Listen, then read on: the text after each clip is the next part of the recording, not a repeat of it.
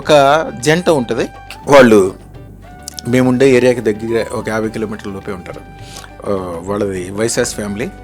సుమారుగా వాళ్ళ ఫ్యామిలీ మొత్తం 18 మంది, 4 అన్నదమ్ములు, అంటే భార్య పిల్లలు అందరూ కలిసి. వాళ్ళు ఒక 6 సంవత్సరాల వరకు బ్రహ్మాండంగా ఉన్నారు.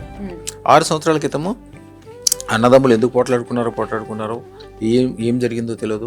ఏంటి పోట్లాట్లు ఇవన్నీ కూడా కాలసర్ప దోషం. ఎవరన్నా మంచి జంటను చూసినా, మంచి ఇంటిని చూసినా, మంచి మనుషులు చూసినా వెంటనే దిష్టి పెడతారు. ఎప్పుడైనా చూడండి, ఒక మంచి భార్య భర్తలు వెళ్ళేటప్పుడు రోడ్డు మీద చక్కగా నడుచుకుంటా మార్నింగ్ వాక్కి వెళ్తారు. తిరిగి వచ్చేటప్పుడు వాళ్ళు ఎందుకు పోట్లాడుకుంటారో తెలియదు.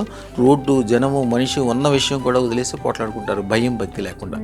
ఎప్పుడన్నా నాలాంటి వాళ్ళు కనిపించారనుకోండి, నాలుగు దగ్గరికి వచ్చాక కాలసర్ప దోషం ఉండదు. నన్ను తలుచుకుంటే కూడా కాలసర్ప దోషం ఉండదు. అప్పుడు వాళ్ళు ఒకళ్ళ ముఖం వాళ్ళు చూసుకుంటారు, మేము ఎందుకు ఇట్లా పోట్లాడుకుంటున్నామని. అయ్యా, మీ అదృష్టం పెట్టుకుని నాకు ఏమేమి జరిగిందో చెప్పండి.